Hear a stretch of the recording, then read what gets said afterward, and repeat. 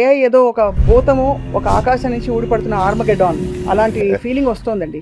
ఏదన్నా ఒక కొత్త చేంజ్ వస్తున్నప్పుడు ఫస్ట్ వచ్చేటప్పుడు రెసిస్టెన్స్ ఉంటుంది. ఆర్జీవి గారు ఎప్పుడు ఒక మాట అంటూ ఉంటారు దట్ ఇంకా అయిపోయింది మ్యూజిక్ ఇండస్ట్రీలో కూడా అదే మ్యూజిక్ క్రియేట్ చేసి ఇచ్చేస్తుంది, 30 సెకండ్లలో పాట వచ్చేస్తుంది, అందరికీ ఉద్యోగాలు పోతాయి, అందరు వృత్తులు పోతాయి అని చెప్పి మీరు నమ్ముతారా శ్రీధర్ గారు? 60 to 70% క్రియేటివ్ పీపుల్ ఎవరైతే క్రియేటివిటీ అంటున్నారో వాళ్ళంతా కొట్టుకుపోతారు. ఒక టూల్ ని వాడుకునే అంత సత్తా మనలో ఉండాలంటే మనం ఆ టూల్ కంటే కొంచెం పైన ఉండాలి కదా. అలాంటి మనుషులు ప్రపంచంలో ఎంతమంది ఉంటారు సుమారుగా యాజ్ అ పర్సెంటేజ్? వాటిని దాటి ఆలోచించగలిగి ప్రోగ్రామింగ్ చేయగలిగే సత్తా ఏ మనిషికి లేదు.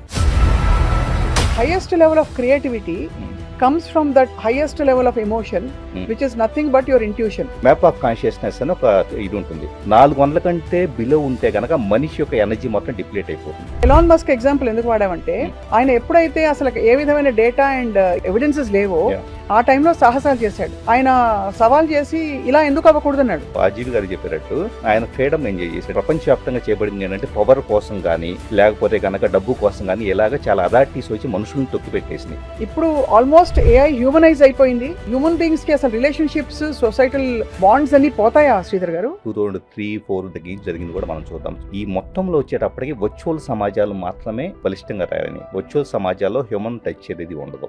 మనిషి ఇండివిజువల్ ప్రయాణం ఎటువైపు అవుతుంది? సెల్ఫ్ సస్టెనెన్స్ వైపు వెళ్తుందా, ఎక్స్పాన్షన్ వైపు వెళ్తుందా, లేక రెజల్యూషన్ వైపు వెళ్తుందా? అసలు హ్యూమన్ ఎవల్యూషన్ లో మనిషి ఒకళ్ళొకళ్ళు కనెక్ట్ అయిపోయేసి వాళ్ళ యొక్క ఎక్స్పాన్షన్ చేసే పరిస్థితి ఎంతకాలం జరగల. దేవుడు, రిలీజియస్ ఇన్స్టిట్యూషన్స్ వీటికి ఏమవుతుందండి ఏఐ కంప్లీట్ గా ఫుల్ స్ట్రెంగ్త్ తో మనకి కనిపించిన తర్వాత మనుషులు నమ్మకాల ద్వారా కోల్పోతున్నాం అనే భావనకు వచ్చే అవకాశం త్వరలో ఉందండి.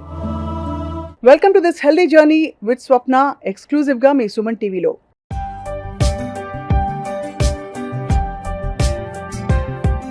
ఇవాళ హెల్దీ జర్నీలో మనం చాలా కీలకమైన ఒక విషయం గురించి మాట్లాడబోతున్నాం, తెలుసుకోబోతున్నాం. బికాజ్ ఇవాళ అందరూ ఏఐ గురించి మాట్లాడుతున్నారు. మానవ మేధస్సు గొప్పదా, మానవుడు సృష్టించిన ఏఐ గొప్పదా? అంటే ఏఐ కబళించేసింది, ఉద్యోగాలు పోతున్నాయి, ఇంకా మనిషికి అసలు ఏ పని ఉండదు రాబోయే 10, 12, 20, 30 సంవత్సరాల్లో అని చెప్పి రకరకాల స్టడీస్ వస్తున్నాయి. నిజంగానే ఏఐ దూసుకొస్తున్న వేగం చూస్తే భయం వేస్తూ ఉంటుంది. ఇన్ఫ్యాక్ట్ నేను మెటా టైప్ చేసి అడిగాను మెటా ఏఐని, ఏఐ గొప్పదా, మనిషి మేధస్సు గొప్పదా, ఏఐ వల్ల వచ్చే ముప్పు ఏమిటి అని చెప్పి. అది కూడా ఒక 10 రకాల ముప్పులు చెప్పిందనమాట. సో ఏఐ కూడా తెలిసినమాట దాని గొప్పతనం ఏంటని చెప్పి. బట్ ఇవాళ మనం will speak with technology expert and న్యూరాలజీని, న్యూరలాజికల్ వ్యవస్థని, మనిషి మెదడుని, అలాగే దాంతో కంపేర్ చేస్తూ ఆర్టిఫిషియల్ ఇంటెలిజెన్స్ ఎలా వర్క్ చేస్తుందని చాలా సూక్ష్మంగా స్టడీ చేసి గత 10 సంవత్సరాలుగా దీనిపై పరిశోధన చేస్తూ వచ్చిన అందరికీ సుపరిచిత టెక్ విజర్డ్ ఎవరంటే నల్లమోతు శ్రీధర్ గారు.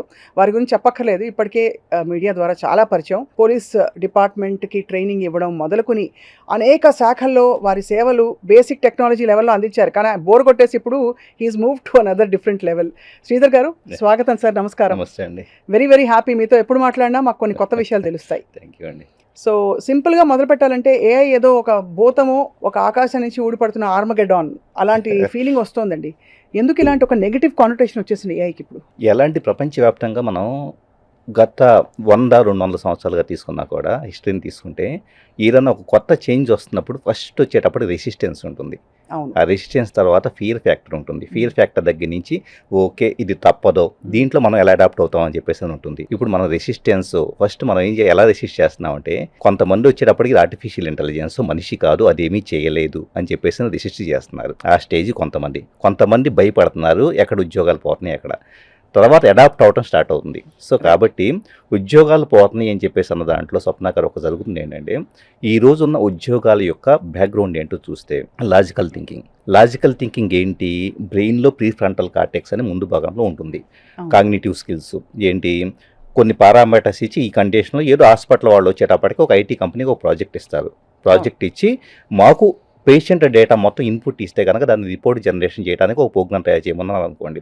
ఏమవుతుంది, ఈ మొత్తం చేయాలంటే ఇన్పుట్గా ఏ రికార్డ్స్ వస్తాయి, వాటిని రిపోర్టింగ్ ఎలా చేయాలి, దీనికి సంబంధించి కొంత కోడ్ రాయాలి. ఈ కోడ్కి ఏంటి C language, C++, Java, Python రకరకాల వీటిలో పారామీటర్స్ ఇచ్చేసి ఈ విధంగా ఇన్పుట్ ఎలా ఇస్తే కనుక నెక్స్ట్ సార్టింగ్ ఎలా జరగాలి, టేబుల్ ఎలా క్రియేట్ చేయాలి, అవుట్పుట్ ఎలా ఇవ్వాలని చెప్పేసి లాజికల్గా ఒక ప్రోగ్రామ్ రాస్తాం. ఈ ప్రోగ్రామ్ రాయటం కోసం ఇంతకాలం వచ్చేటప్పుడు సింటాక్స్లు ఉండేవి, రకరకాలుగా ఎక్కడో అమీర్పేటలో కోర్స్ నేర్చేసేసుకొని ఇది రాస్తే ఒక ఉద్యోగం వచ్చేది. కరెక్ట్. ఇప్పుడు ఈ లాజికల్ థింకింగ్ అంతా ఆటోమేట్ చేస్తే ఏమైంది, ఆటోమేట్ చేస్తే జస్ట్ మనకి దాంట్లో ఒక చిన్న కాంటెక్స్ట్ ఇచ్చేసి ఒక కోడ్ రాసేమంటే అది రాసేసేస్తుంది. అంతే. అలాంటప్పుడు ఈరోజు ఉన్న ఉద్యోగాల వెనక ఉన్న వర్కింగ్ మెథడాలజీ ఏంటని చెప్పేసి అర్థం చేసుకుంటే ఆ వర్కింగ్ మెథడాలజీనే ఈ రోజు ఉద్యోగాలు పోవడానికి కారణం. అడాప్ట్ అవ్వడానికి Yeah. మధ్యలో కొంతమంది బలైనా కూడా తర్వాత అడాప్ట్ అవ్వాల్సిన పరిస్థితి వస్తుంది. అడాప్ట్ అవ్వాల్సినంటే ఇక్కడ ఏమవుతుందంటే స్పీడ్ అందుకోవడానికి లాజికల్ థింకింగ్ మీద డిపెండ్ అయిన వాళ్ళు ప్రతి ఒక్కళ్ళు లాజికల్ థింకింగ్ మీద ఉద్యోగాలు చేసే ప్రతి ఒక్కళ్ళు కూడా ప్రాబ్లం ఫేస్ చేస్తారు. మీరు నేను కూడా ఉన్నాం అందులో. అంటే మనం క్రియేటివిటీ ఉంది కదా, మన క్రియేటివిటీ ఉంది కాబట్టి మనం బతికిపోతాం. ఎందుకంటే చాలా ఒక బిగ్గెస్ట్ పాయింట్ మీద అరైజ్ చేస్తున్నారు. ఎందుకంటే లాజికల్ థింకింగ్ ఆటోమేట్ చేయొచ్చు, కానీ ఫర్ ఎగ్జాంపుల్ నేను ప్రాంప్ట్ ఇంజనీరింగ్ చేస్తున్నా, దానికి ఇస్తున్నాను సంథింగ్. ఇస్తున్నప్పుడు నేను ఎంత క్రియేటివ్గా నేను ఇచ్చే ఇన్పుట్కి అలాగే మీరు ఇచ్చే ఇన్పుట్కి ప్రాంప్ట్కి మధ్య ఉండే వేరియేషన్లోనే అవుట్పుట్ చాలా డిఫరెన్స్ వస్తుంది. కరెక్ట్. సో ఆ క్రియేటివిటీ అనేది నా రైట్ బ్రెయిన్ యాక్టివ్గా పనిచేస్తున్నప్పుడు, ఆటోమేటిక్గా మీకంటే ఎఫెక్ట్గా పనిచేస్తున్నప్పుడు నేను రైట్ బ్రెయిన్తో ఇమాజిన్ చేసుకొని ఆటోమేటిక్గా బెటర్ ప్రాంప్ట్ ఇంజనీరింగ్ చేసి అంటే బెటర్ అవుట్పుట్ వస్తుంది. రైట్. సో ఎక్కడైతే కనుక ఈ రోజు లెఫ్ట్ బ్రెయిన్ కంటే రైట్ బ్రెయిన్కి ఇంపార్టెన్స్ పెరిగిందని మనం చెప్పుకోవాలి ఒక రకంగా చెప్పాలంటే. అది చాలా మంచి పరిణామం. బికాజ్ ఐ థింక్ క్రియేటివ్ ఎక్కడో చదివాను, we need more poets and singers and artist in the world అని చెప్పి, అందంగా తయారవ్వాలి ప్రపంచం అంటే.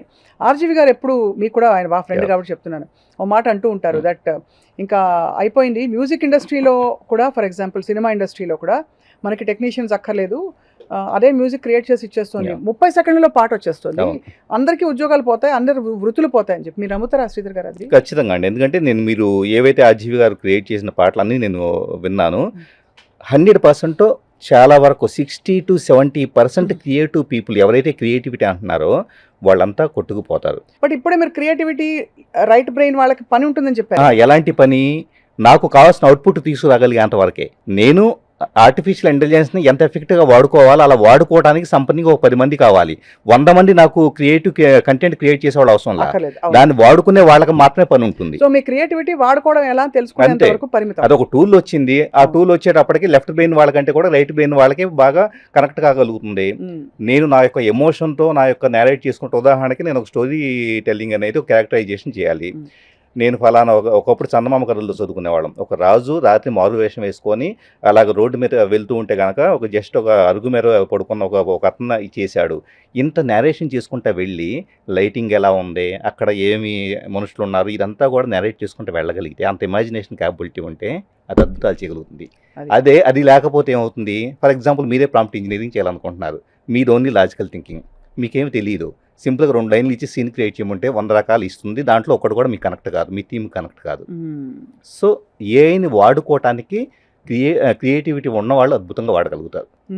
అంటే ఒక టూల్ని వాడుకునే అంత సత్తా మనలో ఉండాలంటే మనం ఆ టూల్ కంటే కొంచెం పైన ఉండాలి కదా. 100%. దాన్ని 100% అవపోసం చేసి అదే వాటెవర్ మొత్తం దాన్ని అర్థం చేసుకున్న కెపాసిటీ ఉండే మనిషి ఉండాలి. అలాంటి మనుషులు ప్రపంచంలో ఎంతమంది ఉంటారు సుమారుగా యాజ్ అ పర్సంటేజ్? బికాస్ మనిషి మెదడు కేవలం 6% వాడుతున్నాం, 3% వాడుతున్నాం, ఇలా స్టడీస్ చాలా వచ్చాయి.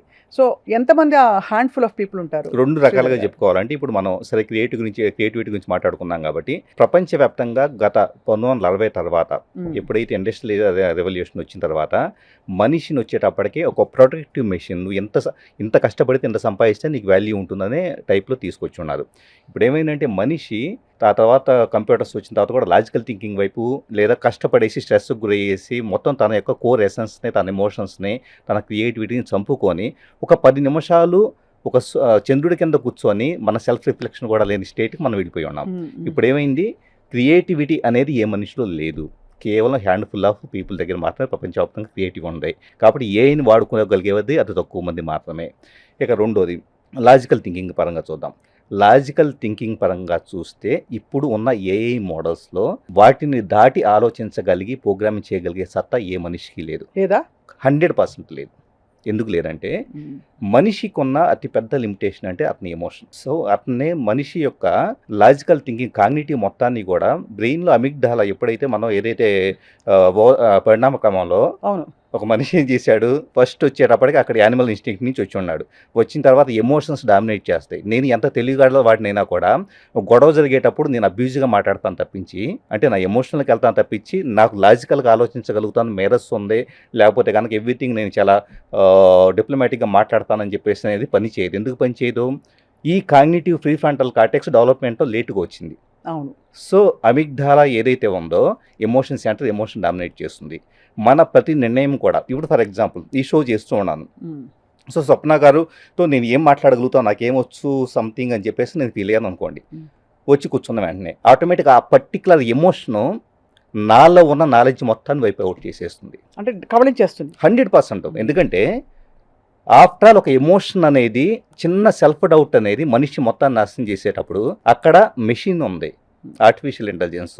అదేం చేస్తుంది, దానికి ఎమోషన్స్ లేవు, ఏమీ లేవు, సింపుల్గా దానికి లాజిక్ అర్థమైపోయింది, లాజిక్తో క్రియేట్ చేస్తుంది. డేటా, లాజిక్, ప్రాసెసింగ్ అంతే, ప్రాసెసింగ్. సో దానికి ఎమోషన్స్ లేనప్పుడు నా యొక్క కాగ్నిటివ్ అంతా వచ్చేటప్పటికి ఎమోషన్స్ ఉన్నాయి కరెక్ట్గా లేకపోతే పూర్తిగా డెసిషన్ మేకింగ్ తగ్గించి లాజికల్ థింకింగ్ అంతా ఏమి కరెక్ట్గా లేనప్పుడు నేను బెటర్గా ఉంటానా లేకపోతే ఏ బెటర్గా ఉంటుందంటే ఏ బెటర్గానే ఉంటుంది. సో మీ పాయింట్ వెల్ టేకెన్ శ్రీధర్ గారు. But I always feel, I believe emotion నుంచి వచ్చే హై లెవెల్ క్రియేటివిటీ ఏదైతే ఉంటుందో some times only thing is మీరు ట్రయల్ అండ్ ఎర్రర్ ఎన్నిసార్లు వాళ్ళ సక్సీడ్ అవుతారో తెలియదు.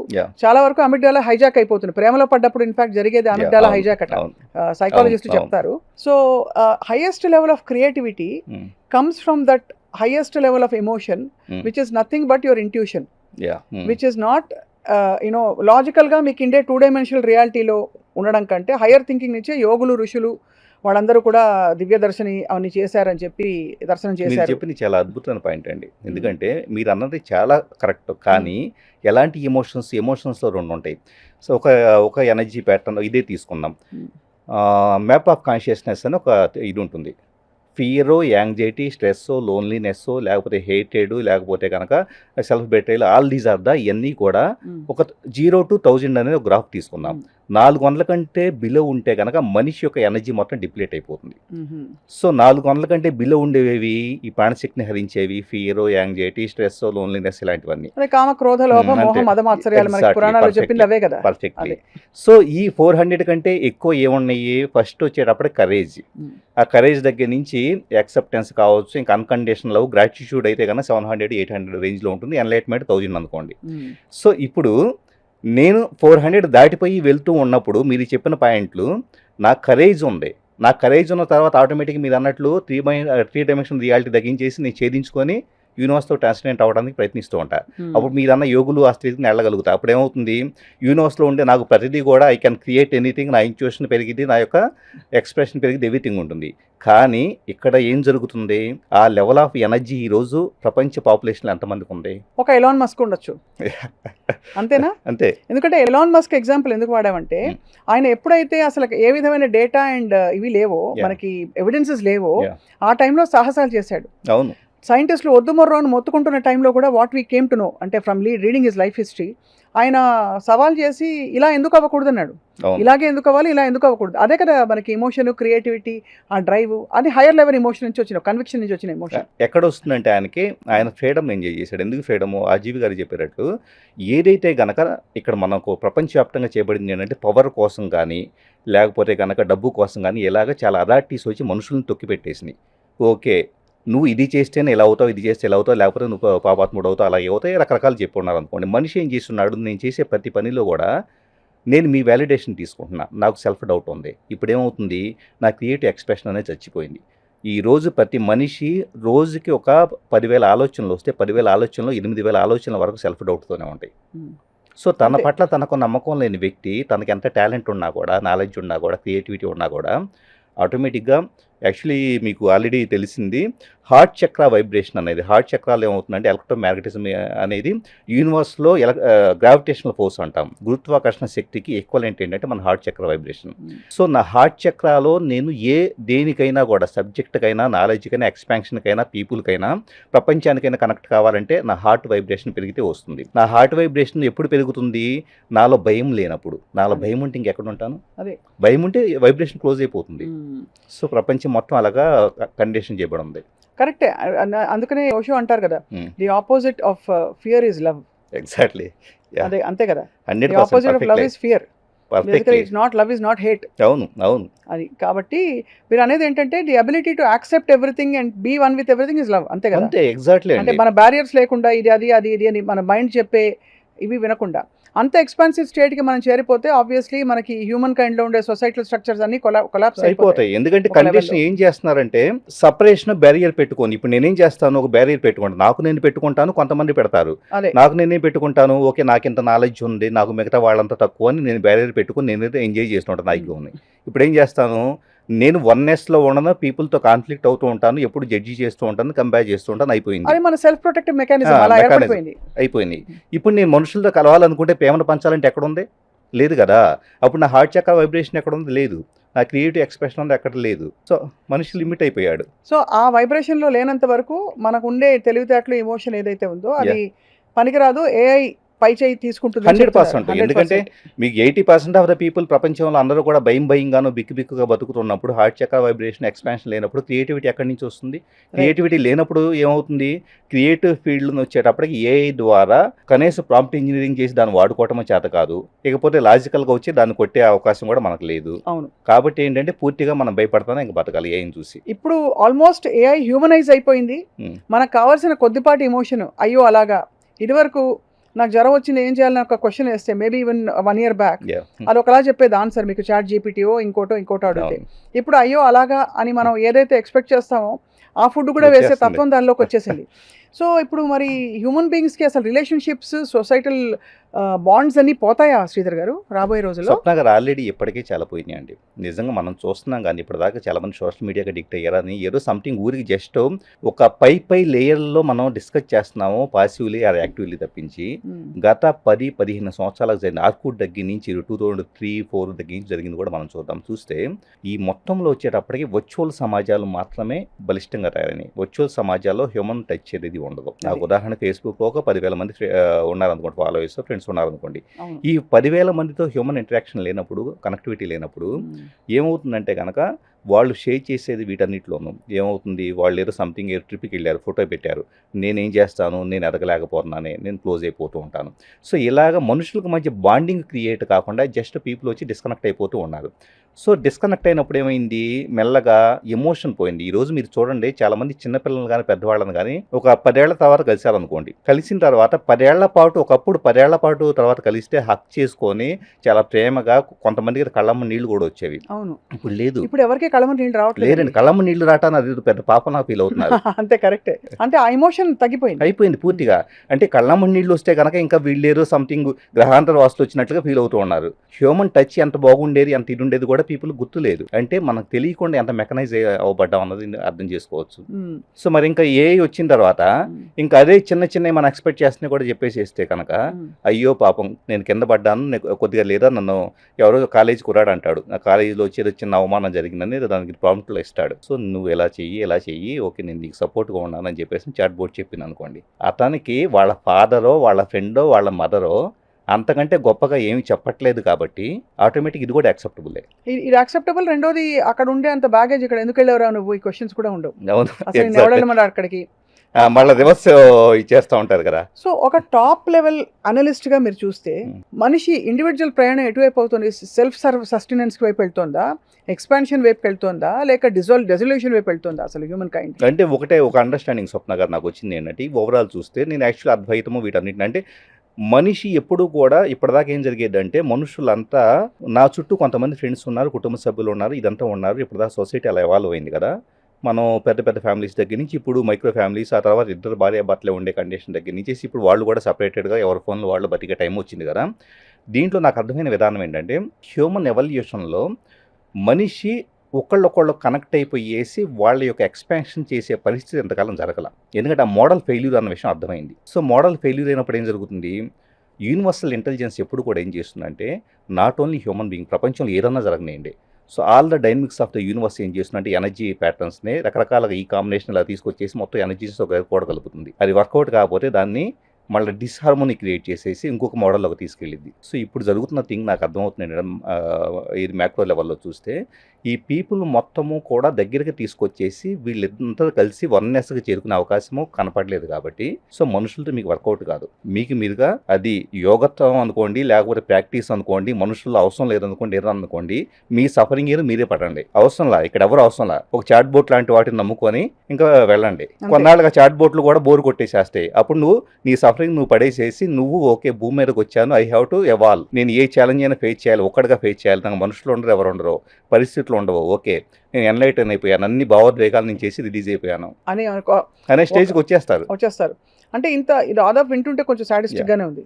కానీ ఇది ఎవరు ప్రోగ్రామ్ చేసినట్టు మనం ఎవరి మీద నువ్వే చేసావు, ఇప్పుడు దేవుడిని మనం వెళ్ళి ప్రశ్నిస్తాం, ఎందుకు ఇలా చేసావు దేవుడా నీకంటే, అంటే అన్ని శుక్రవారాలు ఉపవాసాలు ఉన్నాను అది ఉన్నాను, అయినా కూడా ఇలా జరుగుతుందంటే who has actually created this catastrophe? ఇక్కడే మన ప్రాబ్లం ఏంటంటే మనం ప్రతిదాన్ని ఒక హ్యూమన్ బీయింగ్ లెవెల్లో చూస్తూ ఉంటాం.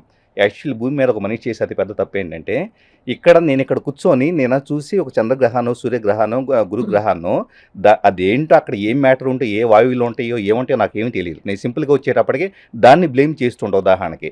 సో అక్కడ ఏదో సంథింగ్ ఒక చిన్న ఇది వచ్చింది అనుకోండి, సో గ్రహణం వస్తేగా గ్రహణాన్ని బ్లేమ్ చేస్తూ ఉంటాను, ఇంకో దాన్ని బ్లేమ్ చేస్తూ ఉంటాను. అంటే హ్యూమన్ పర్సెప్షన్ ఎంత లిమిటెడ్ అర్థం చేసుకోండి. ఇక్కడ ఎవరో వచ్చి మనం లేదో చేస్తున్నారని చెప్పేసి అనేది అతి పెద్ద మాయ.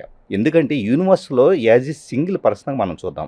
ఇక్కడ ఈ రూమ్లో కూర్చొని మన ఇద్దరం ఈ విధంగా మాట్లాడుకుంటూ ఉన్నప్పుడు నెక్స్ట్ జూమ్ అవుట్ చేసుకుంటే వెళ్ళిపోతే మ్యాక్రో లెవెల్కి వెళ్తే కనుక ఇదే క్షణంలో ఎన్నో గ్రహాల్లో ఎన్నో రకాల పరిణామాలు ఫేస్ చేస్తూ ఉంటాం. అదేదో మనకే మనం అన్ని ఆపాదించుకుని ఎగ్జాక్ట్లీ మన సెంటర్ పాయింట్ ఇంకా మనం ఎక్కడ ఉన్నాం, మనం యాక్చువల్లీ మ్యాక్రోలోకి వెళ్ళిపోతే ఎక్కడ ఉన్నాం. కానీ మనం ఏం చేస్తున్నాం అంటే కెమెరా లెన్స్ని జూమింగ్ చేసినట్లుగా మన మీదే దేవుడు ఫోకస్ చేశాడు, మనల్ని శిక్షిస్తున్నాడు, మనల్ని ఏదో చేస్తున్నారు. ప్రపంచం మొత్తం కూడా ఇప్పుడు మనది అయిపోయింది అనుకోండి, ఇది నా ఒక్కడ సమస్య కాదు అనుకున్నాం అనుకోండి, ఏఐ వచ్చింది, మనం ఏం చేస్తాం ఒక గ్రూప్ కాన్షియస్నెస్లోకి వెళ్తాం. ఓకే మనుషులందరూ కూడా టెస్టింగ్లోకి వెళ్ళారు, అసలు మనుషులకి ఏంటి మరి మిగతా జీవజాతులు కూడా టెస్టింగ్ ప్రతి క్షణం గురవుతూనే ఉన్నాయి. మీరు అన్నది 100% రైట్. ఆ గ్రూప్ కాన్షియస్నెస్ ఏదైతే చెప్తున్నారో అంటే మనుషులందరూ కూడా ఒకళ్ళు పోలిన ఒకళ్ళ ఇండివిజువాలిటీ కాకుండా ఒక సినర్జీ వచ్చే పరిస్థితులకు వెళ్తాం, అంతేనా?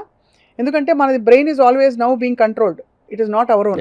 Is that what you are saying? Exactly 100%. ఎందుకంటే ఒక పర్సెప్షన్ క్రియేట్ చేయబడుతుంది స్వప్న గారు. పర్సెప్షన్ క్రియేట్ చేసి ఈ పర్సెప్షన్ లోనే ఓకే మనుషులకి అయిపోతుంది. ఆ మనుషులు గారు అక్కడ కొన్ని జీవజాతులు అంతరించిపోతూ ఉన్నాయి, ఇప్పటికి ఆల్రెడీ అంతరించిపోయి ఉన్నాయి, లేకపోతే అవి కొత్తగా వేరే ఫామ్ లోకి వచ్చి ఉండొచ్చు. వాటి మీద మన పర్సెప్షన్ వెళ్ళట్లేదంటే ఎప్పుడు కూడా మన విక్టిమ్ మైండ్ సెట్ లో ఉన్నాం. విక్టిమ్ మైండ్ సెట్ లో ఉన్న వ్యక్తికి ఏం జరుగుతుందంటే తన మీద అన్నక జాలి ఏర్పడింది. ఓకే దేవుడో లేకపోతే విశ్వమో ఇంకొకటి వచ్చేసేసి మనుషులను టెస్ట్ చేస్తుంది. సో అప్పుడేమవుతాడు, విక్టిమ్ మైండ్ సెట్లో ఉన్న వ్యక్తికి జాలి పెరిగిద్ది, ఆ జాలి పెరిగినప్పుడు బలహీనుడు అవుతాడు, ఆ సెల్ఫ్ పిటీ పెరిగిద్ది, ఆటోమేటిక్గా ఏంటంటే కనుక తన శక్తి సామర్థ్యాలు మర్చిపోతాడు. అంతే.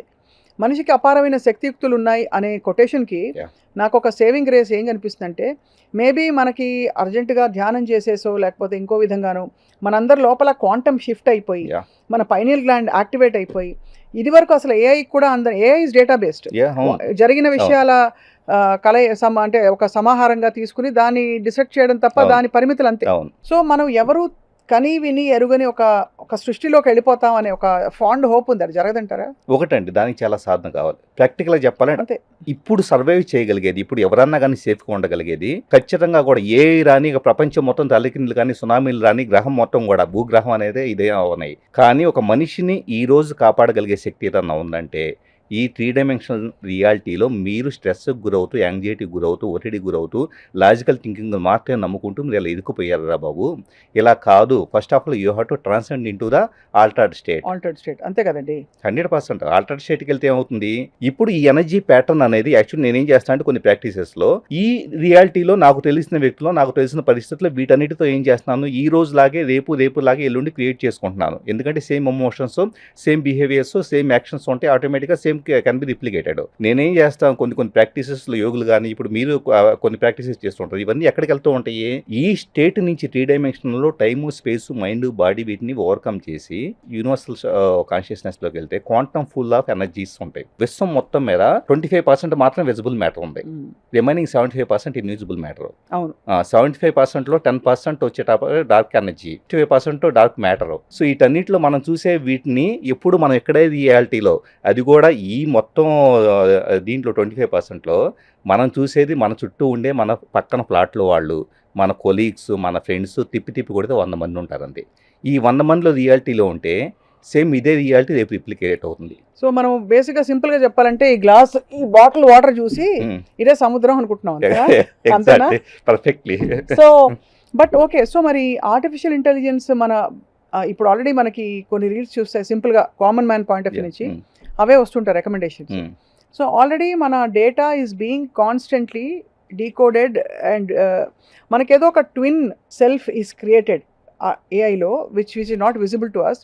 అది మన కోసం డెసిషన్స్ తీసి మన ఆలోచనలను కూడా కబళించే పరిస్థితికి వెళ్ళిపోతాం అనే ఒక దారుణమైన కాన్స్పిరసీ థియరీని విన్నాను. ఇది రియలా? ఫస్ట్ మైండ్ ఇదేంటంటే ఫెమిలియారిటీని ఎక్కువగా యాక్సెప్ట్ చేస్తుంది. అంతే కదా, లాజికల్, మేక్ సెన్స్. సో ఎక్కడైతే ఇప్పుడు ఫర్ ఎగ్జాంపుల్ ఏదో పెళ్ళికి వెళ్ళామండి, ఏదో ఫంక్షన్కి వెళ్ళి ఉన్నాం, వెళ్ళంగానే మనం చేసేది ఏంటంటే అక్కడ 100 మంది టోటల్గా ఉంటే కనీసం ఒక్కళ్ళన్నా మనకు తెలిసిన వాళ్ళు ఉన్నారని అటు ఇటు దిక్కులు చూస్తాం. సో అంటే ఫెమిలియర్గా ఉంటే కనుక అప్పుడు మాత్రమే కంఫర్ట్ ఫీల్ అవుతాం. సో ఫెమిలియారిటీ అనేది ఏంటి? నా ఫెమిలియారిటీ నాకు నచ్చే ఇంట్రెస్ట్లో, నాకు నచ్చే ఇప్పుడు యూట్యూబ్లో చూసేవో రీల్స్లో చూసేవో నాకు నచ్చే కంటెంట్. ఫెమిలియారిటీ కనపడంగానే బ్రెయిన్లో వచ్చేటప్పుడే న్యూరల్ నెట్వర్క్స్ మధ్య వెంటనే ఫైరింగ్ జరుగుతూ ఉంటుంది. న్యూరోకెమికల్ యాక్టివిటీ కావచ్చు, ఎలక్ట్రిక్ ఇంపల్సెస్ కానీ పెరుగుతాయి. పెరిగినప్పుడు ఏమవుతుందంటే ఒక్కసారిగా డోపమైన్ రిలీజ్ అవుతుంది. ఓకే, నీకు నచ్చింది ఏదో, నీకు కంఫర్టబుల్ వీడియో చూసావు, రీల్ చూసావు, నీ కంఫర్టబుల్ వ్యక్తి ఏదో రీల్ చేశాడని ఒక్కసారికి ఏమవుతుందంటే మొత్తం బ్లర్ అయిపోతుంది. బ్లర్ అయిపోయేసి కలిసిన కంటెంట్ మాత్రమే నాకు చూపించబడుతుంది. వాళ్ళు ప్రొఫైలింగ్ చేస్తారు కాబట్టి ఏవైతే ఈ కంపెనీస్ వాళ్ళు అవే చూపిస్తూ ఉన్నారు. నా ఫెమిలియారిటీకి నాకు నచ్చే బై డిఫాల్ట్ నేచర్ ఉంది కాబట్టి నేను దాన్ని కనెక్ట్ అవుతున్నాను. ఇప్పుడు ఏమైంది? నా ఇంటెలిజెన్స్ కోల్పోయాను. నా ఇంటెలిజెన్స్ ఏంటి?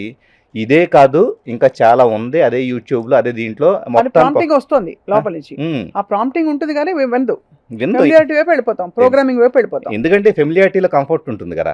ఫెమిలియారిటీలో వచ్చేటప్పటికే మనకి ఎక్కడ డిస్కంఫర్ట్ ఉండదు. డిస్కంఫర్ట్ మనకి ఇష్టం ఉండదు, మన మైండ్ ఇష్టం ఉండదు. ఫియర్ అంతే, 100% ఫియర్. ఏదో సంథింగ్ వేరే వీడియో చూస్తే, వేరే రీల్ చూస్తే అనవసరం టైం వేస్ట్. అది చూడొచ్చో లేదో, లేకపోతే మనకు నచ్చిద్దో లేదో అని చెప్పేసి ఇది మనకు నచ్చని వ్యక్తి గురించి అన్ని పక్కన పెడితే ఎక్కడన్నా ఎవరో వస్తున్నారు, స్వప్న గారు అక్కడి నుంచి నడుచుకుంటా వస్తున్నారు, అతను ఇక్కడ దాకా వచ్చి మన మీద ఏదో దాడి చేస్తాడని భయపడతా ఉంటాను చూసారా. తెలిసిన వాళ్ళైతేనేమో అబ్బా రావాలని చెప్పేసి దగ్గరికి వెళ్ళాలని మనం ఎదురు వెళ్తాం. తెలియని వాళ్ళైతే దగ్గరికి వస్తుంటే ఎంత భయపడతాం చూసారా. ఫెమిలియారిటీకి మనిషి ఎంత అతుక్కుపోతాడు, అది ఎంత మాయ అన్న దానికి ఒక ఎగ్జాంపుల్ అది.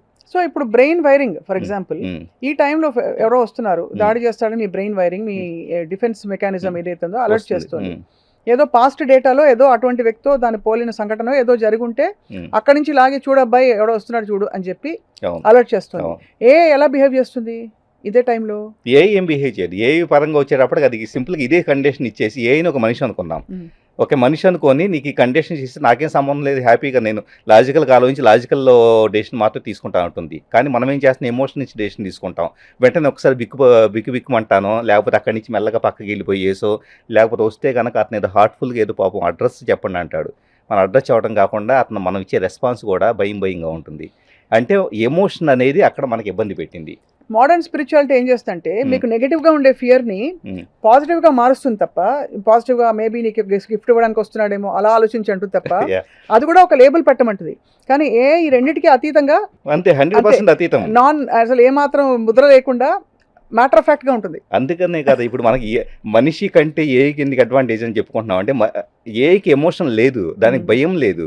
మనం ఏం చేస్తున్నాం, చిన్నప్పటి నుంచి భయాన్ని, ఓవర్ యాక్షన్ కూడా లేదు కదా ఏఐకి. అంతే, అంటే అన్ని పాజిటివ్గా ఆలోచించాలి. పొద్దున్న లేవగానే కొటేషన్లు వస్తాయండి బోల్డ్, థింక్ పాజిటివ్, బీ పాజిటివ్. అంటే తప్పులేదు, మంచిదే, అది మంచి సంకల్పమే. బట్ ఈ సో కాల్డ్ పాజిటివిటీలో మనం ఏం చేస్తాం, అది కూడా ఒక మాయ. వీఆర్ ట్రైంగ్ టు పైన ఆయింట్మెంట్ పోస్తున్నామండి. మీకు లోపల ప్రతి మనిషిలో పాజిటివిటీ అనే వాళ్ళలో లోపల పాజిటివిటీ పక్కన పెట్టండి. 50, 60, 70 ఇయర్స్ వచ్చేటప్పటికే లోపలన్నీ అగాధాలు ఉంటాయి, లోపలన్నీ మొత్తం స్కార్స్ ఉంటాయి. వీటిది అన్నీ బయటకు వస్తూ ఉంటాయి. ఈ పాజిటివిటీ అన్నీ కొట్టుకుపోతాయి. కొట్టుకుపోయిన తర్వాత వాటిని రిజాల్వ్ చేసుకోకపోతే, ఎప్పటి నుంచి ఎమోషనల్ బ్లాక్స్, మెంటల్ బ్లాక్స్ ఉంటాయి చూసారా, వాటిని రిజాల్వ్ చేసుకోలేకపోతే అది నిజమైన నరకం. చాలా బ్యూటిఫుల్గా చెప్తున్నారు శ్రీధర్ గారు. అయితే మనకి సైకాలజీ, సైకియాట్రీలో కాగ్నిటివ్ బిహేవియర్ థెరపీ అని ఉంది, సిబిటి. ఆ సిబిటి ద్వారా ఏంటంటే మన న్యూరల్ పాత్వేస్ ఇస్తున్న ఇన్ఫర్మేషన్ ఎలా ఇంటర్ప్రిట్ చేస్తుంది brain based on the past data, trauma response నుంచి వస్తుందా, ఎలా వస్తుందని చెప్పి అది మళ్ళీ రీథింక్ చేసే ఒక ఇది ఉంది. అలా మనం ఇలా తయారవడానికి మనకి ఏమైనా టూల్స్ ఉన్నాయా ప్రస్తుతం అవైలబుల్? మనం రీప్రోగ్రామ్ చేసుకోవాలి మన మైండ్ని, లేకపోతే మన వే ఆఫ్ బీయింగ్ని. అందరం ఎలాగో ఫిజికలీ పోతాం, అది వేరే సంగతి. ఉన్నంతకాలం సరే మనం కూడా తోపులం అని తెలుసుకోవడానికి అంతా. అంటే మెయిన్ స్వప్న గారు ఏమవుతుందంటే morning to evening altered state of consciousness దీనికి కూడా ఎగ్జాంపుల్. ఇప్పుడు నేను ఫియర్ఫుల్గా ఉన్నాను అనుకోండి, ఫియర్ఫుల్ ఎక్కడి నుంచి స్టార్ట్ అవుతుంది, నా ఫియర్ టువార్డ్స్ ఏంటి, ఫియర్లో ఏముంటాయి. ఇప్పుడు ఫర్ ఎగ్జాంపుల్ ఒక మనిషి మనల్ని యాక్సెప్ట్ చేస్తారో లేదో, మనల్ని జడ్జి చేస్తారేమో, నా నాలెడ్జ్ సరిపోదేమో, ఇలాగ చాలా వాటిలో మన భయాలు ఉంటాయి. లేకపోతే ఎవరిని వచ్చి అటాక్ చేస్తాం, ఇలాంటివి. ఈ ఫియర్ని మీరు అన్నట్లు సిబిటీతోనూ ఇంకో మెథడ్తోనూ రిప్లికేట్ చేయాలనుకుంటే ఎలా చేయగలుగుతామంటే మార్నింగ్ టు ఈవినింగ్ పడుకునేంత వరకు కాన్షియస్లో ఎంత పర్సంటేజ్ ఆఫ్ మీరు ఒక చిన్న ఎగ్జాంపుల్ చెబుతాను. 30 frames per second అనేది చేస్తే 1 సెకండ్ మూవీ వస్తుంది, అంతే కదా? అంతే. ఒక ఫోటోలో నేను హ్యాపీగా ఉన్నా, ఆ పక్క ఫోటోలో కూడా హ్యాపీగా ఉన్నా, 20 ఫోటోల తర్వాత వచ్చేటప్పటికి 20 frames తర్వాత నా ఫేస్ సాడ్గా తయారైంది. ఇలా చేసుకుంటే వెళ్ళిపోతే ఇప్పుడు ఈ క్షణం నా మానసిక స్థితి, నా ఓవరాల్ వెల్బీయింగ్, నా ఇంటర్నల్ స్టేట్ ఆఫ్ మైండ్ ఎలా ఉందంటే చాలా ధైర్యంగా ఉందనుకోండి. ఈ ధైర్యాన్ని నేను రోజంతా మెయింటైన్ చేయగలిగితే, నెల రోజులు, 6 నెలలు, సంవత్సరం పాటు మెయింటైన్ చేయగలిగితే కంప్లీట్ ఇంటర్నల్గా ఉండే సబ్ కాన్షియస్ ప్రోగ్రామింగ్స్ అంతా కొట్టుకుపోతాయి. కానీ నేను ఏం చేస్తున్నాను కాన్షియస్గా నాకు అర్థమైనంత వరకు ఓకే నేను ధైర్యంగా ఉండాలి, ఓకే సో ఇప్పటి నుంచి నేను రీప్రోగ్రామింగ్ చేసుకోవాలి, నా యొక్క పాత దీన్ని చేంజ్ చేసుకోవాలని కాన్షియస్ డెసిషన్ ఎప్పుడు తీసుకోగలుగుతున్నాను, నాకు గుర్తు వచ్చినప్పుడు. అంటే టోటల్ అవైలబుల్ అయిన టైం ఫ్రేము, దీంట్లో number of frames per second, వీటన్నిటిలో నేను మార్చుకోవాలనుకునే ప్రయత్నం ఎంత ఉందంటే కనుక ఒక అట్లీస్ట్ 0.1% కూడా ఉండదు. మరి మిగతా 99.9% ఏదైతే ఉందో అది వచ్చేటప్పుడు భయంగా ఉంటే ఏం మార్చగలుగుతాం? కొత్తగా క్రియేట్ చేయొచ్చు తప్ప పాతదాన్ని పట్టి మనం పిండి పట్టి తిప్పి దాన్ని బండకేసి బాధినా కూడా అది అక్కడే ఉంటాం. ఇప్పుడు మీరు అన్నట్లు సిబిటి ఏంటి, it's a kind of practice. ఇప్పుడు దాకా ఏం చేస్తున్నాం, భయాన్ని ప్రాక్టీస్ చేస్తున్నాం. ధైర్యాన్ని ప్రాక్టీస్ చేయాలంటే భయాన్ని రోజంతా ప్రాక్టీస్ చేసిన అంత దానికంటే కూడా ఎక్కువ టైం ప్రాక్టీస్ చేయాలి. దాన్ని భయాన్ని పట్టి చీల్చి పారదోలడం కాదు, ధైర్యాన్ని సృష్టించుకోవాలి. ఎగ్జాక్ట్లీ అది. So that is again altered consciousness, altered state of consciousness. దానికి ఏంటి శ్రీధర్ గారు టూల్స్? ఫర్ ఎగ్జాంపుల్ ఇది సైన్సా మిస్టిసిజమా అంటే చెప్పలేము.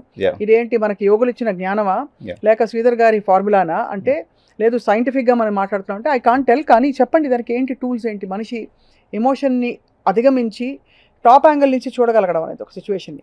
మెయిన్ ఏమవుతుందంటే 13 to 20 heads brain wave pattern తీసుకుంటే బేటా స్టేట్ ఆఫ్ బ్రెయిన్ వేవ్స్లో ఉంటాం. ఇప్పుడు అలర్టెడ్ స్టేట్లో ఎవరో ఏదో చేస్తారు, లేకపోతే ఇప్పుడే నిర్ణయం తీసుకోవాలి, వీటన్నిటిలో ఉంటాం. సో దీని నుంచి 13 to 20 హెడ్స్ అంటే నేను టెక్నికల్గా చెప్పిన తర్వాత ప్రాక్టీస్ చెబుతాను. ఆ అలర్టెడ్ స్టేట్ నుంచి మెడిటేషన్లో మనం వెళ్ళేది ఏంటంటే 9 to 13 హెడ్స్ అనే ఆల్ఫా స్టేట్లోకి వెళ్తాం. మెడిటేషన్ అందుకే చాలా మంచి ఏముంది, మెడిటేషన్లో brain wave pattern slow down అవుతుంది. అలాగే 9 to 13 కాకుండా ఇంకాస్త డీప్ మెడిటేషన్కి వెళ్తే థీటా స్టేట్కి వెళ్తాం 4 to 9 హెడ్స్కి మధ్య. సో బ్రెయిన్ బాగా స్లో డౌన్ చేసుకుంటే దేని గురించి ఏ సమస్య గురించి ఆలోచించకుండా కామ్ డౌన్ అయితే దానికోసం మనకి చాలామంది ప్రాణాయామం అంటారు, రకరకాల ప్రాక్టీసెస్ చేస్తారు. లేకపోతే కొన్ని మెథడ్స్ ఏంటంటే 100 నుంచి రివర్స్ కౌంట్ చేసుకోవటం. 100 వెంటనే 99 కాకుండా 100 ఒక 10 seconds గ్యాప్ ఇచ్చేసి 99 మెల్లగా ఏమవుతుందంటే 80కి వచ్చేటప్పుడు స్లో డౌన్ అయిపోయింది. సో ఇంకొకటి దీంట్లో మిస్ అయ్యాను, ఏది 95 మిస్ అయ్యానంటే అవసరంలా, దాన్ని గుర్తుపెట్టుకుని మళ్ళీ చెప్పాల్సిన పనిలా. అక్కడ గుర్తు పెట్టుకోవడం అనే ప్రయత్నం చేస్తున్నామంటే మళ్ళీ మీరు హైయర్ బ్రెయిన్ ప్యాటర్న్లోకి వెళ్తారు. అర్థమైంది, అదే అవును. సో సింపుల్ ఏంటంటే యాజ్ ఇట్ ఈస్గా తీసుకుంటే ఏదైతే అది అయింది, దాన్నే మనకు ఖచ్చితంగా అప్పచెప్పాలని కూడా లేదు. సింప్లీ స్లో డౌన్ చేస్తున్నాం. ఇప్పుడు ఏమైందంటే ఆటోమేటిక్గా brain wave pattern slow down అయిపోతుంది. లేదా మెడిటేషన్ చేయొచ్చు.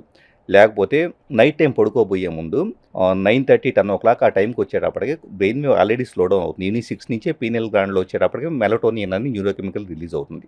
సో స్లో డౌన్ అయినప్పుడు అప్పటి నుంచి కళ్ళు మూసుకొని పూర్తిగా ఒక టైప్ ఆఫ్ ఈ క్షణం మీరు ఎక్కడున్నారో కాకుండా ఏదో బీచ్లో ఉన్నట్లు ఇమాజినేషన్లోకి వెళ్ళిపోతే ఏమవుతుందంటే అది హిప్నటిజంలో చేస్తారు ఇవన్నీ. సో వీటిలో ఏమవుతుందంటే బ్రెయిన్ వేవ్ స్లో డౌన్ అవుతుంది. సో అక్కడ ఏంటి సబ్ కాన్షియస్లోకి అప్పుడు డైరెక్ట్ డోరు సబ్ కాన్షియస్ మైండ్లోకి పూర్తిగా వెళ్ళిపోయేసి లోపల వాటిని చేంజ్ చేసుకోవచ్చు. సో మన ఎన్వైరన్మెంట్ లోపల ఎప్పుడైతే మనం ప్రతి బిట్ చేంజ్ చేయగలిగామో, ఆ ఫ్రేమ్స్ అన్ని ఒక్కొక్కటి మార్చుకుంటూ పోయామో, అది కంటిన్యూస్ గా చేస్తే altered state of consciousness possible, achievable 100% అండి. But now the question remains, మనం అది చేస్తూ బిజీగా ఉన్న టైంలో ఏఐ ఇంకా కొత్త పుంతలు తొక్కి ఇంకా 10 రెట్లు ముందుకు వెళ్ళిపోతుంది ఎలాగో పోటీ అని చెప్తారా? అంటే ఇప్పుడు మనం ఇంకొక థింగ్ అండి, ఒక చిన్న స్వప్న గారు, ఏఐని మనం ఏం చేస్తున్నామంటే ఒక ఫ్రాగ్మెంట్గా తీసుకొని ఒక పెద్ద కేక్లో ఒక చిన్న ముక్కను తీసుకొని ముక్క గురించి అనలైజ్ చేస్తాం.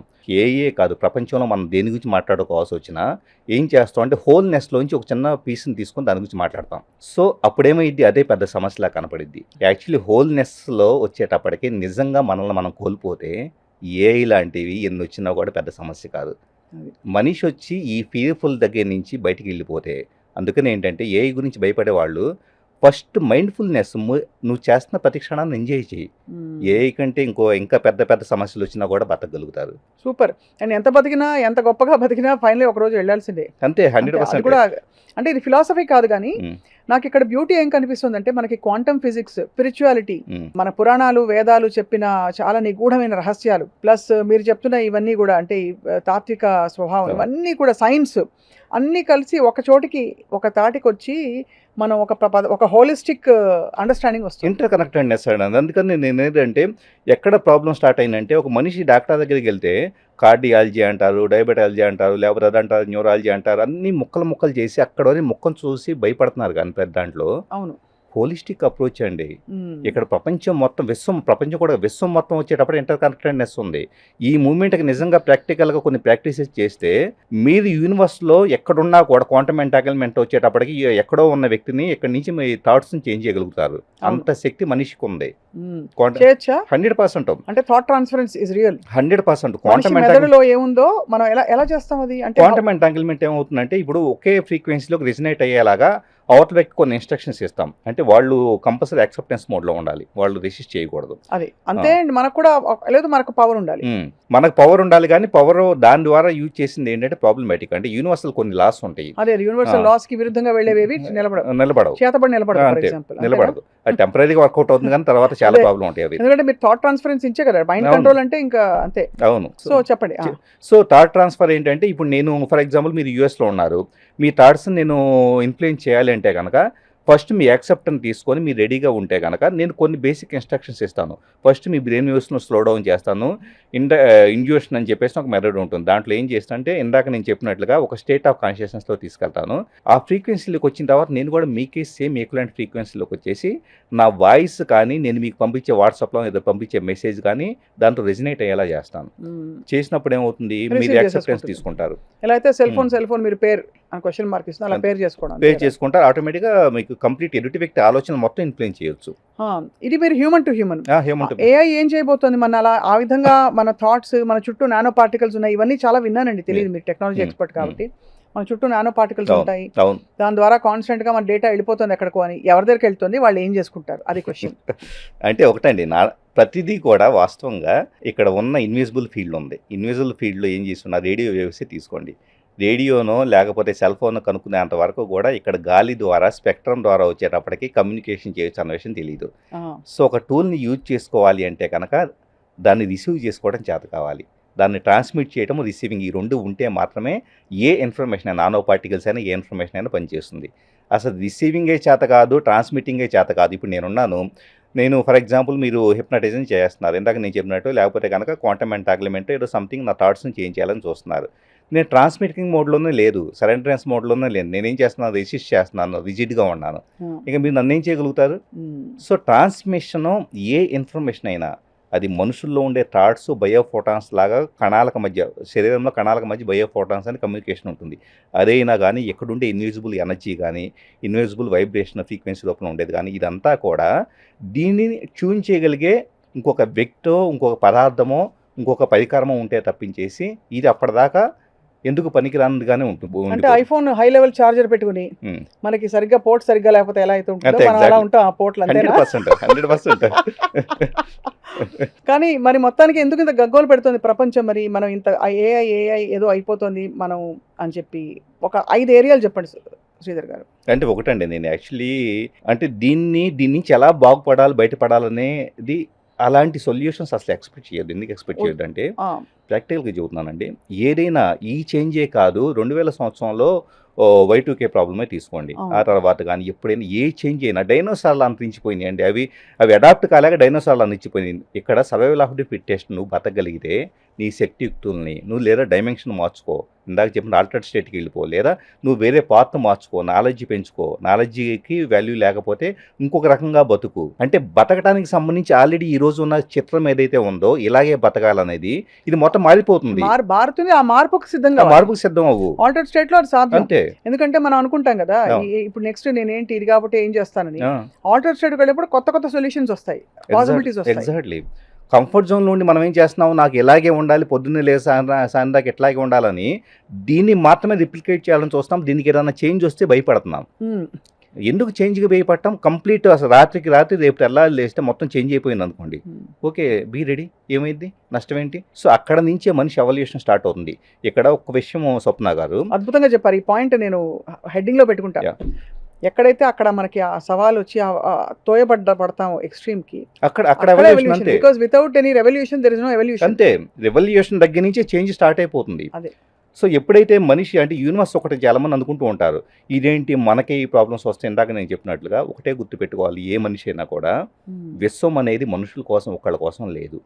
రెండోది, యూనివర్స్లో ఎనర్జీస్ నిజంగా క్వాంటమ్ ఫిజిక్స్ స్టడీ చేశాక అర్థమవుతూ ఉంటే ఈ పర్టికులర్ విశ్వవ్యాప్తంగా కూడా ఎన్నో మార్పులు, ఇలాంటి కాంబినేషన్స్ అన్ని జరుగుతూ ఉన్నాయి. ఏవైతే ఉన్నాయో వాటి పట్ల మన పర్సెప్షన్ పెరిగితే, కాన్షియస్నెస్ ఎక్స్పాండ్ అయితే మనం ఎంత చెప్పండి.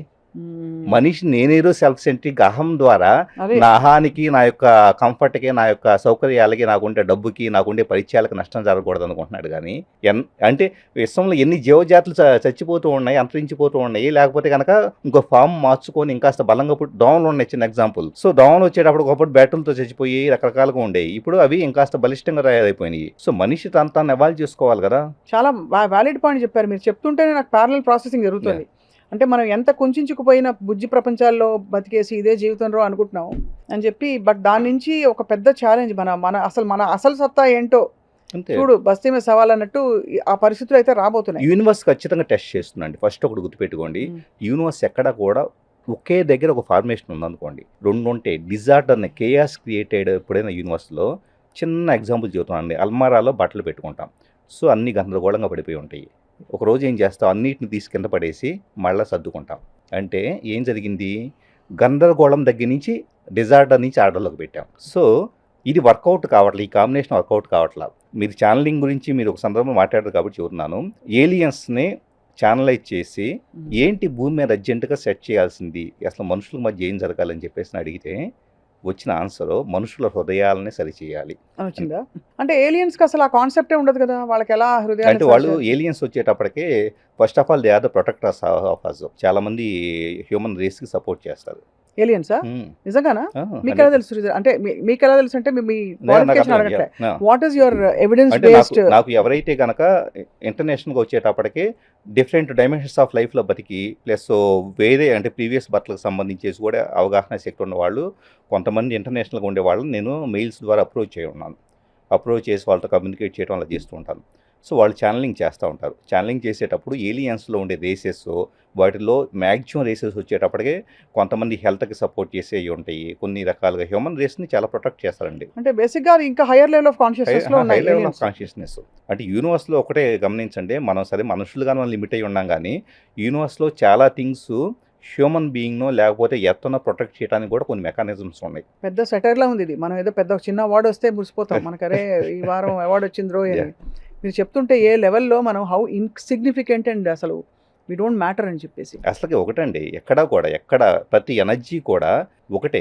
ఈ కాంబినేషన్ చాలా మంది ఇంకొకటి ఏమనుకుంటారంటే మనకేదో శత్రువులు ఉండాలనుకుంటారు. విశ్వంలో శత్రుత్వం ఏది ఉండదండి, డిజార్డర్ మాత్రమే ఉంటుంది. నువ్వు ఆర్డర్లో లేవు, నువ్వు తీసుకెళ్ళి ఆర్డర్లో పెడతారు అంతే ఎవరైనా. ఇప్పుడు ఒక శత్రువు ఫర్ ఎగ్జాంపుల్ నా మీదే వ్యక్తిగతంగా శత్రువు ఉండాలనుకోండి, ఆ శత్రువు ఎందుకు నా మీద అటాక్ చేయగలుగుతున్నాడు, నాలో నేను అహానికి పోయేసి ఆ వ్యక్తి తిట్టినా కానీ ఏం చేసినా కూడా నేను ఫీల్ అవుతున్నాను అనుకోండి, అతను తిట్టదాన్ని బ్లేమ్ చేస్తున్నాను కానీ నా లోపల అతను తిడుతుంటే నేను ఫీల్ అవుతున్నాను కదా, నా ఐగోని నేను సరి చేసుకోవడానికి ఒక అవకాశం అంతే. అలా అది ఆల్టర్డ్ స్టేట్ ఆఫ్ కాన్షియస్నెస్ ఉంటే అలా కనిపిస్తుంది. ఎగ్జాక్ట్లీ సిబిటీలో ఉన్న కూడా అలా కనిపిస్తుంది, ఫ్రాంక్లీ స్పీకింగ్, చిన్న లెవెల్లో. అవును, అది. So point very well noted Sridhar గారు. ఇప్పుడు ఏలియన్స్ గురించి చెప్పారు, మనకి మిత్రులు అందరం చెప్పి మన మీద ఏలియన్స్ అటాక్ చేయబోతున్నారు అనేది కాదు, ఈ ఏఐ వ్యాప్తిలో కూడా ఏలియన్స్ పాత్ర ఉందా? కొంత ఉండొచ్చు, ఎందుకంటే హైయర్ కాన్షియస్నెస్ తీసుకుంటే ఎప్పుడైనా కూడా ఇన్ఫర్మేషన్ రకరకాలుగా వస్తుందండి. ఇప్పుడు ఫర్ ఎగ్జాంపుల్ మనం హరప్పాగా లేకపోతే ఇక్కడ మనం రకరకాల టెంపుల్స్ ఇవన్నీ చూస్తూ ఉంటాం కదా, ఎప్పుడో ఒక పర్టికులర్ తిది రోజు అక్కడికే విగ్రహం మీదకి సూర్యుడు వచ్చేలాగా ప్రసరించేలాగా ఏర్పాటు చేయబడింది అనుకున్నాం. ఒక 1000 సంవత్సరాల క్రితం కట్టిన గుడి అనుకున్నాం. అది ఎప్పటికే సేమ్ అలాగే జరుగుతుందంటే ఎంత లెవెల్ ఆఫ్ ఇంటెలిజెన్స్ ఉంటే జరిగింది. ఆ లెవెల్ ఆఫ్ ఇంటెలిజెన్స్ ఎక్కడి నుంచి వచ్చింది, అది హ్యూమన్ బీయింగ్కి వచ్చింది కాదు. ఎప్పుడైతే మీరు అల్ట్రా స్టేట్లోకి వెళ్తారో యూనివర్సల్ ఇంటెలిజెన్స్ వచ్చేటప్పటికి వాళ్ళు అంటూ ఉంటారు, నేను నిద్రపోతుంటే దేవత వచ్చింది, వాళ్ళు వచ్చారు, వీళ్ళు వచ్చారు, మాకు ఇది చెప్పారు, అలా కట్టమని చెప్పారు, ఇలా కట్టమని చెప్పేసి అంటారు శిల్పులు కానీ వీళ్ళంతా. సో ఎక్కడి నుంచి వచ్చిందంటే కనుక హై లెవెల్ ఆఫ్ కాన్షియస్ నుంచి వచ్చిన ఇన్ఫర్మేషన్. అదే ఇన్ఫర్మేషన్ ఈరోజు ఏఐని కూడా క్రియేట్ చేయవచ్చు. ఎవరైతే ఏఐని క్రియేట్ చేసి ఫస్ట్ థాట్ వచ్చిందో ఆటోమేటిక్గా వాళ్ళకి ఈ టైప్ ఆఫ్ ఇన్ఫర్మేషన్ అనేది ఛానలైజ్ ద్వారా వచ్చేసి ఉండొచ్చు. బట్ అది ఒరిజినల్ క్రియేటివ్ కదా, original and creative. Oh. AI is just nothing but a manifestation of what is already created కదా. Already manifestation of the already created అంటే మనం 3 డైమెన్షన్ రియాలిటీలో ఉన్నప్పుడు ఇక్కడ నా లాజికల్ మైండ్ నాది గొప్పదని ఫీల్ అవుతున్నారు. ఇప్పుడు మనిషి ఏం చేస్తున్నాడు, నా లాజికే గొప్పది, నాకు మించినాడు లేడు, నేను రిప్లికేట్ చేస్తాను విశ్వం అని అంటున్నప్పుడు నీ లాజిక్ ఎందుకు పనికిరాదురా బాబు అని చెప్పేసి ఫస్ట్ ప్రూవ్ చేయాల్సిన బాధ్యత ఉంది కదా. అందుకని ఏ వచ్చేసి నీ లాజిక్ ఎందుకు పనికిరాదు, జస్ట్ ఓకే నీ లాజిక్ తీసి పక్కన పెట్టేసి నువ్వు హైయర్ లెవెల్కి వెళ్ళు అని చెప్పేసి ఒక ఛాన్స్ ఇస్తుంది. కరెక్టే, అవును, అంతే కదా. అంటే అంటే అండర్స్టాండింగ్ చేసుకునే దీంట్లో అండి. ఎందుకంటే ఇప్పటికీ కూడా దీన్ని ప్రమాదంలా చూస్తున్నాం, కానీ ఇప్పుడు మనం డిస్కస్ చేసుకున్న ఇన్ని డైమెన్షన్స్లో తీసుకువెళ్ళి చూస్తే కనుక నిజంగా మనిషి ఇంకా ఎవాల్వ్ కావడానికి స్కోప్ ఉంది. మనిషి నేను ఇక్కడ ఫీర్ఫుల్గా ఉంటే నాకు ఫీరే వస్తుందండి, రెస్పాన్స్ కూడా, నా యాక్షన్ కూడా ఫీర్ఫుల్గానే ఉంటుంది. అలా కాకుండా నేను మల్టిపుల్ డైమెన్షన్స్లో అటు వెళ్ళి ఇటు వెళ్ళేసి ఓకే ఇదేమై ఉంటుంది, యూనివర్సల్ మేనిఫెస్టేషన్స్ ఎలా ఉంటాయి, యూనివర్సల్ డైనమిక్స్ ఎలా ఉంటాయి, నన్ను యాజ్ ఏ హ్యూమన్ బీయింగ్ ఎలా ఎవాల్వ్ చేసుకుంటాను అనే కండిషన్ నేను వచ్చాను అనుకోండి, అప్పుడు you will have new possibilities. మనిషి ఎదుగుతాడు, మనిషి సొంతలో ఉండే శక్తి మొత్తాన్ని కూడా వస్తుంది, బయటికి తీసే అవకాశం. దేవుడు, రిలీజియస్ ఇన్స్టిట్యూషన్స్, వీటికి ఏమవుతుందండి ఏఐ కంప్లీట్గా అది ఫుల్ స్ట్రెంగ్త్తో మనకి కనిపించిన తర్వాత. వాస్తవంగా దేవుడు లేకపోతే ఇవన్నీ కూడా నమ్మకాలు కానీ ఇవంతా మనుషులు నమ్మకాల ద్వారా కోల్పోతున్నాం అనే భావనకు వచ్చే అవకాశం త్వరలో ఉందండి. ఉందా? ఖచ్చితంగా ఉంది. అంటే రిలీజియన్ అండ్ రిలీజియస్ ఇన్స్టిట్యూషన్స్ కి తప్పకుండా ఒక సవాల్ ఉంటుంది. ఎందుకంటే రిలీజియన్ ఎప్పుడు ఉంటుందంటే మనిషి ఎగ్జిస్టెన్స్ అనేది ఉన్నంత కాలమే రిలీజియన్ ఉంటుందండి. మనిషి సర్వైవల్ ఇన్స్టింక్ట్స్ ఎలాంటివో లేకపోతే ఇలాంటివి ఉన్నంత కాలమే ఉంటుంది. ఇప్పుడు ఇంకొకటి వచ్చి కబళిస్తుంది అనుకోండి, రిలీజియన్గా వెళ్ళేసేసి నేను దండం పెట్టుకుంటాను, లేకపోతే నేను పూజ చేస్తాను, లేకపోతే ఇంకొక రిలీజియన్ ఇంకో రకంగా చేస్తానంటే కనుక అతనికి అంత వెళ్ళి టైం స్పెండ్ చేసే అంత ఇది కూడా ఉండదు. ఎందుకు ఉండదు, మనిషి సర్వైవల్లో ఉన్నాడు కాబట్టి. నమ్మకం ఎక్కడ వస్తుంది, ఒకటి భయంలో ఉన్నా వచ్చింది, భయం వచ్చేటప్పటికి భయపడదా కూర్చుంటే ఇక్కడ ఏం పరిస్థితులు మారవు. సో అది నీ ఇండివిజువల్ బ్రెయిన్ కాదు. వన్ మోర్ థింగ్ ఏంటంటే నీకు వచ్చి ఒక్కడికి వచ్చిన సమస్య కాదు, అక్కడ టోటల్ మాస్ వచ్చింది. సో నువ్వు ఒక్కడు వెళ్ళి దండం పెట్టుకుంటే అక్కడ మొత్తం ఏం చేంజ్ కాదు. సో ఇప్పుడు ఏంటి, రెండోది దండం పెట్టుకోవడానికి నేను ప్రశాంతంగా వెళ్ళి మొత్తం కడుపు నిండేసి నేను షాపింగ్లు చేసుకుంటా, సాయంత్రం ఎక్కడికో వెళ్ళేసి పూజ చేసుకుంటా అనుకోండి, అంత టైం ఇప్పుడు లేదు. మనిషి తను తాను ఆలోచించుకోవాలి. మరి అలాంటప్పుడు నమ్మకానికి ఎక్కడ ఉంది, నమ్మకం కన్నా కూడా ఒక రకమైంది ఏంటంటే ట్రాన్సెండెంట్కి వెళ్ళడానికి తను తాను ఆహాన్ని కోల్పోయే స్టేజ్ అవసరం అవుతుంది. అది అంటే మనం ఏదైతే హైయెస్ట్ ఫిలాసఫీ అని చెప్పామో, ఎగ్జాక్ట్లీ సారాంశం ప్రతి విధానంలో దాని ఎసెన్స్ ఏదైతే ఉందో అదేమిటి, అన్ని ఈ కామక్రోధ లోభమోహ మదమాత్సర్యాన్ని వదిలేయడం and becoming one with the universal frequency consciousness.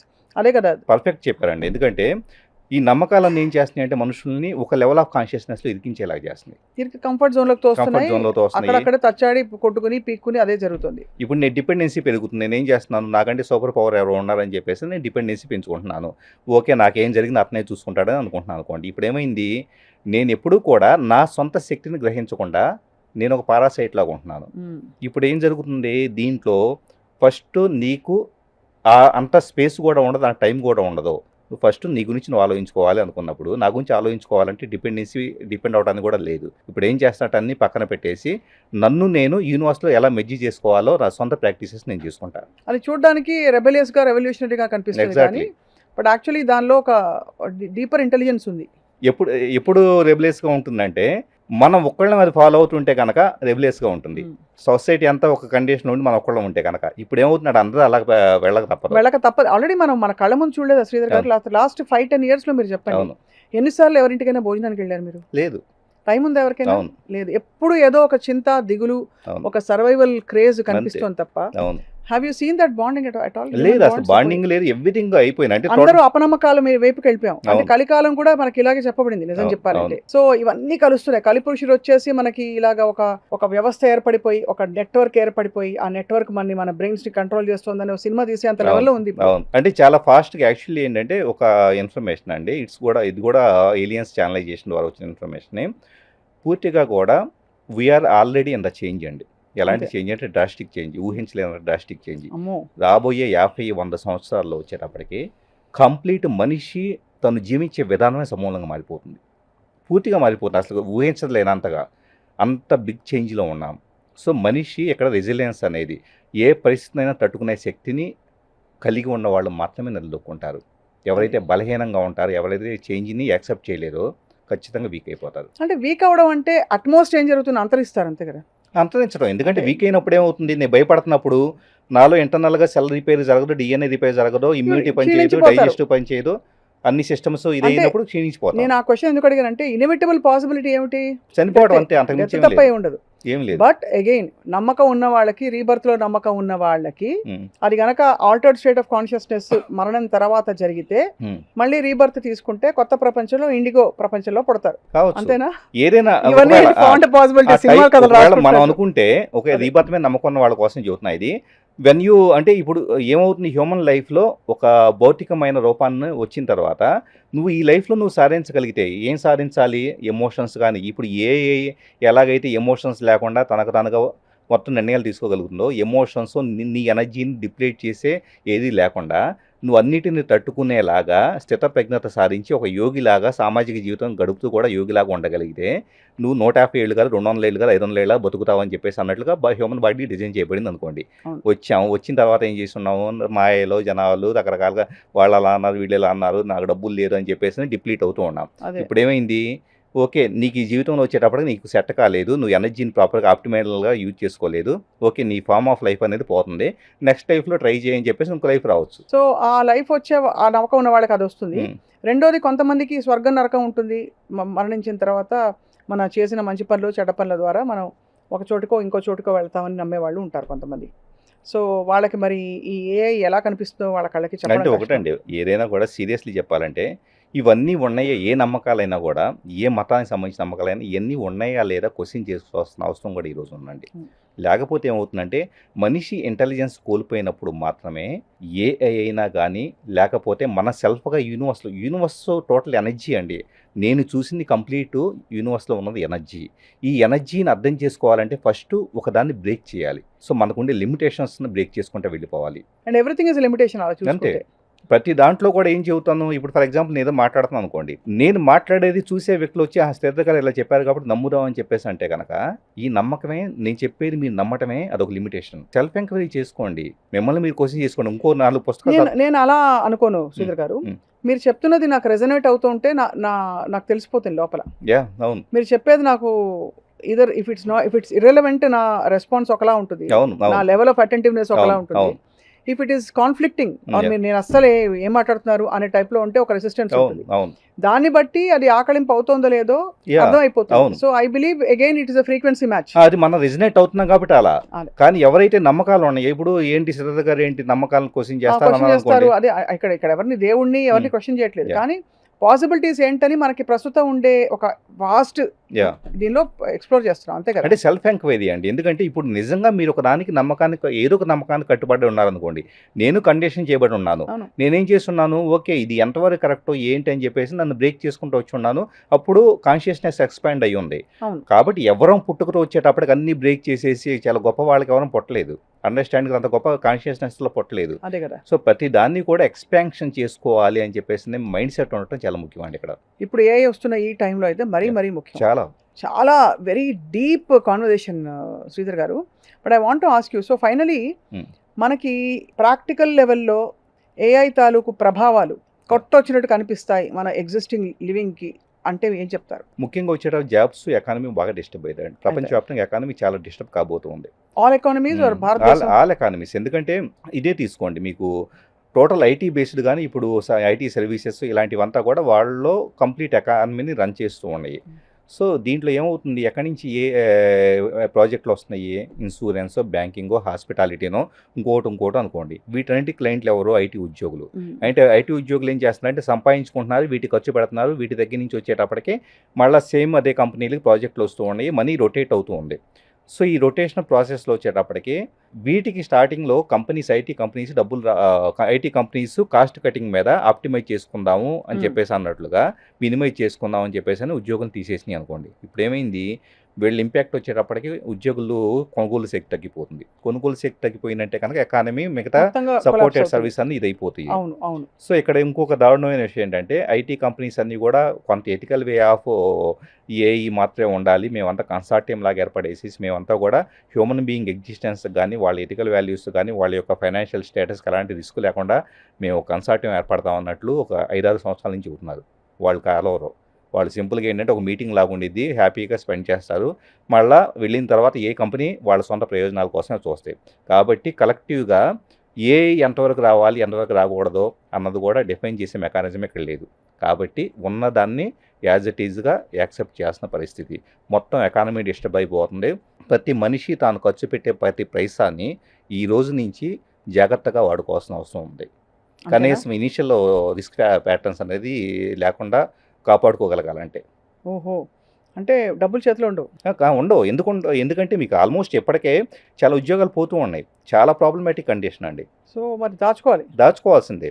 దాచుకుని ఫ్యూచర్ సర్వైవల్ కోసం తప్పకుండా కొంతకాలం పాటు ఇప్పుడు ఏమవుతుంది, ఇదంతా సినారీ అర్థమయ్యేసి నెక్స్ట్ ఏంటని చెప్పేసి అర్థం కావడానికి ఓకే నాకు నేను ఎలా ఇవ్వాలి కావాలని అర్థం కావడానికి it may take some time. అది 6 months పట్టవచ్చు, 2 years పట్టవచ్చు. అవును అంతే కదా. ఇప్పుడు ఎలాగైతే మనకి కొత్త కొత్త కోర్సులు నేర్చుకో, జావా ఇంకేవో ఉంటాయి కదా నాకు అవును. అదే. సో అలా okay. So that is one clear effect. What about education system? Education system లేదండి. సీరియస్గా చెప్పాలంటే కనుక అజీవ్ గారు అన్నట్లు వాస్తవంగా చెప్పాలంటే మెమరైజ్డ్ గుర్తుపెట్టుకోవడం, రీప్రొడ్యూస్ చేయడం, అసలు బ్రెయిన్లో గుర్తుపెట్టుకోవాల్సిన అవసరం లేకపోతే అంతా అవైలబుల్. అదే అవసరాన్ని బట్టే కదా ఇది. అంతే. అంటే బ్రెయిన్ నిజంగా చెప్పాలంటే ఆల్జీమస్ రాకుండానో లేకపోతే పార్కిన్స్ ఇలాంటి ఇష్యూస్ రాకుండా ఉండటం కోసం మనిషి గుర్తుపెట్టుకోవాలనే ప్రయత్నంలో ఇప్పుడు నేను ఉంటాను. ఎవ్రీ 3 months ఒక ఆన్లైన్లో కోర్స్ చేస్తా. ఎందుకు? నా బ్రెయిన్ షార్ప్గా పెట్టుకోవడం కోసం. అలాగా కాన్షియస్గా మనం ఏమైనా చేస్తే తప్పించి అవసరం అయితే ఉండదు. అంటే అదే మనం ఇప్పుడు లేచి పుట్టినందుకు రోజు ఇప్పుడు పరిగెట్టమంటున్నారు. అసలు ఎక్సర్సైజ్ లేవు. ఇప్పుడు జిమ్కి వెళ్ళు 45 minutes 4 times a week అని ఎందుకంటే ఫిట్నెస్ మెయింటైన్ చేయాలి కాబట్టి. ఇప్పుడు బ్రెయిన్ ఫిట్నెస్ మెయింటైన్ చేయాలంటే గుర్తుపెట్టుకోవడం అంతే. అది ఎడ్యుకేషన్ సిస్టమ్ కూడా దాదాపు కొలాప్స్ అయిపోయినట్లే. అండ్ ఉద్యోగాలు సరే చెప్పారు. ఫైనాన్షియల్ గా ఇది మూడోది.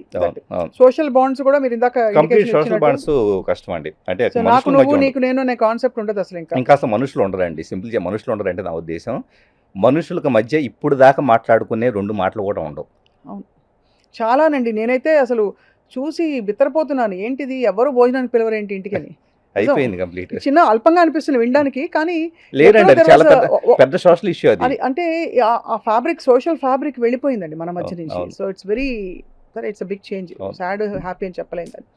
And of course next generation పిల్లలకి బహుశా పేరెంట్స్ పిల్లలు ఇలాంటి సెంటిమెంట్లు కూడా కొంచెం ఫ్రెండ్షిప్స్ ఇవన్నీ కూడా కొంచెం ఫేడ్ అవుట్ అయ్యే కంప్లీట్ అండి. రాబోయే జనరేషన్స్ అంతా కూడా ఖచ్చితంగా ఇప్పుడు చాలామంది అనుకుంటున్నారండి నెక్స్ట్ జనరేషన్స్ ఎలా బతుకుతాయి అని. అడాప్ట్ అయిపోతారండి. అడాప్టబిలిటీ అనేది హ్యూమన్ బీయింగే కాదు విశ్వం మొత్తం మీద ఉన్న ఒక గొప్ప నేచర్. అండ్ వీటన్నిటికీ ఏలియన్స్ కూడా ఇన్వాల్వ్ అయ్యి జరుగుతున్న పరిణామ క్రమం ఇది అంటున్నారు. అవును. ఎలా ఉంటారు సార్ ఏలియన్స్? అంటే రూపాన్ని ఇదే మెయిన్ ప్రాబ్లం ఏంటంటే ఎప్పుడు కూడా మన రూపంలో చూడాలని చెప్పేసి అనుకుంటాం. ఇప్పుడు ఏలియన్స్ ఒకవేళ ఎక్కడైనా కానీ ల్యాండ్, ఇప్పుడు అరౌండ్ సెకండ్ వరల్డ్ వార్ టైంలో ల్యాండ్ అయి ఉన్నారు పర్టికులర్ అంటార్కిటికా ప్రదేశంలో. ల్యాండ్ అయినప్పుడు ఓకే వాళ్ళు స్పేస్ షిప్ నుంచి వచ్చారు అని చెప్పేసి ఏదో కొన్ని ఫోటోలు ఇలా వచ్చినాయి. సో మనం ఏం చేస్తున్నాం, ఆ ఫోటోని బేస్ చేసుకొని ఇక్కడి నుంచి ఊహించుకోవడం మొదలు పెడతాం. ఎప్పుడు కూడా name form itself is the limitation of human mind అండి. అది కాబట్టి ఆ ఫామ్ ఐడెంటిటీ అవసరం ఉండకూడదు. ఫామ్ ఐడెంటిటీ లేకపోతే ఇప్పుడే మనం ఏలియన్స్ని ఛానలైజ్ చేయాలన్నా చేయొచ్చు. ఏది ఆ స్టేట్కి వెళ్తే కనుక అదే ఆ స్టేట్కి వెళ్ళగలగాలి. అది దాని మీద ఫోకస్ పెట్టాలి. Breaking barriers, breaking questioning, starting to question, introspect అంతే. అండ్ ఆల్సో బీ అవేర్ ఏం జరుగుతుంది మార్పు అని చెప్పి. చాలా thought provoking, engaging, enriching discussion with you. చాలా మీ అపారమైన నాలెడ్జ్కి అండ్ మీ పంచుకున్నందుకు మీకు ధన్యవాదాలు. I look forward to many more discussions. ఇలాగా జరుగుతున్న టెక్నాలజీ మార్పులు ప్లస్ అన్నీ కూడా మనకి జీవితం అంతా ఇప్పుడు హోల్ టెక్నాలజీ, ఫైనాన్స్ విడివిడిగా లేదు. It's all one system. లేదండి, కాన్షియస్నెస్ ని ఎక్స్పాండ్ చేసుకోవాలి. దానికి సంబంధించి ఇలాంటి డిస్కషన్ చాలా జరగాలి కూడా actually. Thank you very much Sridhar గారు. నమస్తే.